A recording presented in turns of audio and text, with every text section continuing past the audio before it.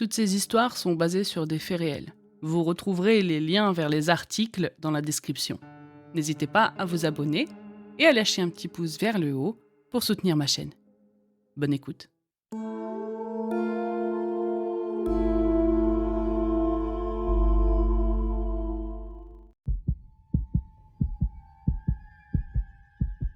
Il y a quelques années, j'ai emménagé avec ma famille dans une maison située dans un quartier résidentiel assez tranquille. Au début, tout semblait parfait. Nous avions des voisins sympathiques, nos enfants s'étaient rapidement fait des amis, et nous étions heureux dans cette nouvelle maison. Mais peu de temps après notre emménagement, des choses étranges ont commencé à se produire. Au début, ce n'était que des petites choses, comme des objets qui disparaissaient et réapparaissaient dans des endroits absolument bizarres. Mais bientôt, les événements étranges se sont multipliés et sont devenus de plus en plus inquiétants. Un soir, alors que je rentrais du travail, j'ai remarqué que la porte d'entrée était grande ouverte. J'étais certain de l'avoir fermée à clé le matin en partant. J'appelais ma femme et mes enfants, mais personne ne répondait. J'ai commencé à paniquer, j'ai fouillé la maison de fond en comble, mais j'ai trouvé personne. Alors j'ai appelé la police et ils sont venus chez moi pour enquêter. Ils ont fouillé la maison et le jardin, mais ils n'ont trouvé aucune trace de ma famille. J'étais désemparé et je ne savais vraiment pas quoi faire. Les jours suivants ont été les pires de toute ma vie. J'ai passé des heures à chercher ma famille et à prier pour qu'ils reviennent sains et saufs.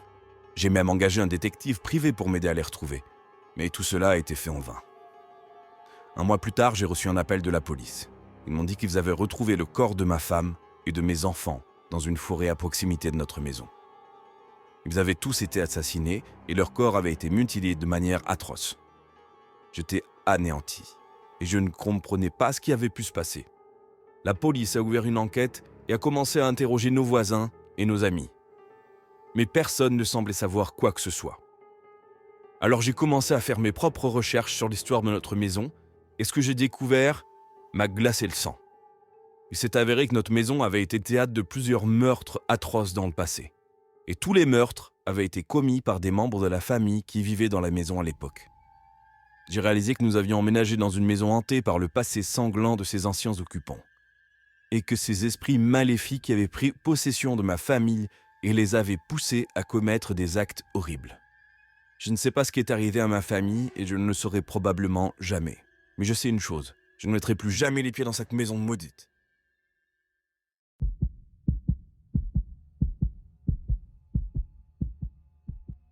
Dans un village calme, niché au cœur de la campagne française, se trouve un endroit que les habitants appellent le Puy de la Mort. Je suis la cadette de la famille qui a vécu là-bas et je vais vous raconter l'histoire effrayante et choquante qui s'est déroulée il y a de nombreuses années. J'étais une enfant assez insouciante à l'époque. Je passais mes journées à jouer avec mes frères et sœurs dans les champs et les bois qui entouraient toute notre maison. Mais un jour, tout a changé. Mon frère aîné, qui avait alors 12 ans, est entré à la maison en courant, le visage pâle et les yeux remplis de terreur. Il nous a raconté qu'il avait entendu des cris venant du puits abandonné près de la ferme des voisins.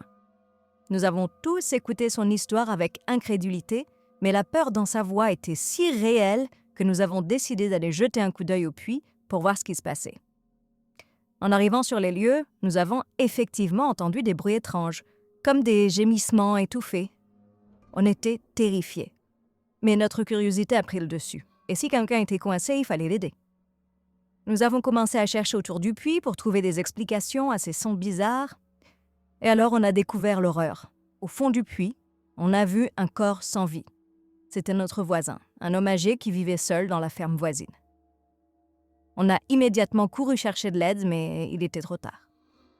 L'homme était mort depuis plusieurs jours et son corps était en état de décomposition avancée. Les autorités ont été prévenues et une enquête a été ouverte. Il s'est avéré que l'homme était tombé accidentellement dans le puits alors qu'il était en train de le nettoyer. Personne n'avait rien remarqué parce qu'il vivait seul et il n'avait pas de famille dans les environs. Les cris qu'on a entendus, c'était en fait les gaz qui commençaient à s'échapper de son corps en décomposition. Cette découverte macabre a bouleversé tout notre petit village. Les gens ont commencé à éviter le puits, et puis des rumeurs de malédiction commençaient à circuler.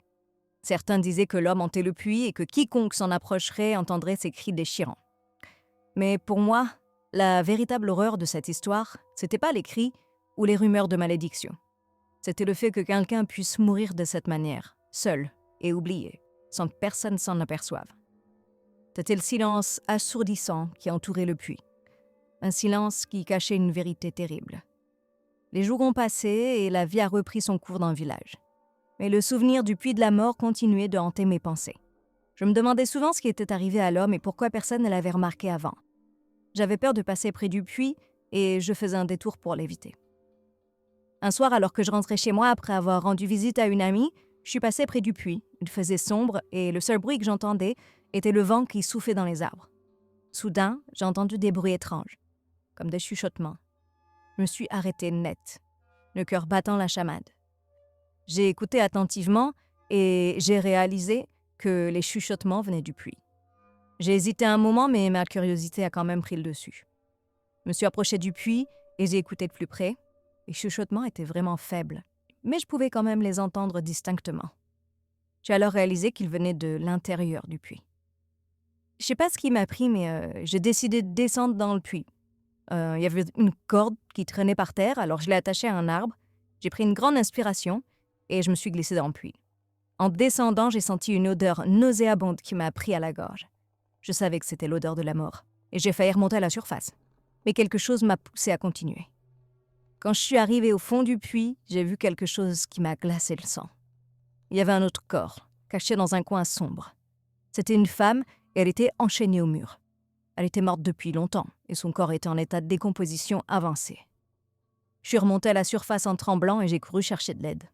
Les autorités ont été prévenues et une nouvelle enquête a été ouverte. Il s'est avéré que la femme était la sœur de l'homme qui avait été retrouvé mort dans le puits quelques semaines plus tôt. Elle avait disparu plusieurs mois et personne ne savait ce qui lui était arrivé. L'enquête a révélé que l'homme avait tué sa sœur dans un accès de colère et qu'il avait caché son corps dans le puits. Il avait ensuite fait croire à tout le monde qu'elle avait quitté le village pour échapper à ses responsabilités. Personne n'avait soupçonné qu'il avait pu commettre un crime aussi horrible. Cette découverte a choqué absolument tout le village. Les gens ont réalisé que le puits de la mort n'était pas seulement un endroit hanté par les esprits maléfiques, mais qu'il cachait aussi de terribles secrets. Les rumeurs de malédiction ont cédé la place à des discussions sur la violence domestique et les crimes cachés. Pour moi, cette expérience a été un véritable choc. J'ai réalisé que le mal pouvait se cacher n'importe où, même dans les endroits les plus paisibles. J'ai aussi compris que le silence pouvait être dangereux et qu'il fallait toujours écouter les signes avant-coureurs. Depuis ce jour, j'ai grandi et j'ai quitté le village, mais je n'ai jamais oublié l'histoire du puits de la mort.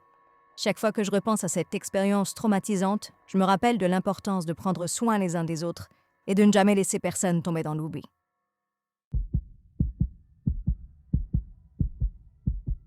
Lorsque j'étais enfant, nous habitions dans un lotissement calme avec mes parents et ma sœur. Les maisons se ressemblaient toutes et les gens vivaient paisiblement. Un jour d'été, je me souviens, une nouvelle famille a emménagé. Ils étaient 3. Une mère et ses 2 enfants, un garçon et une fille.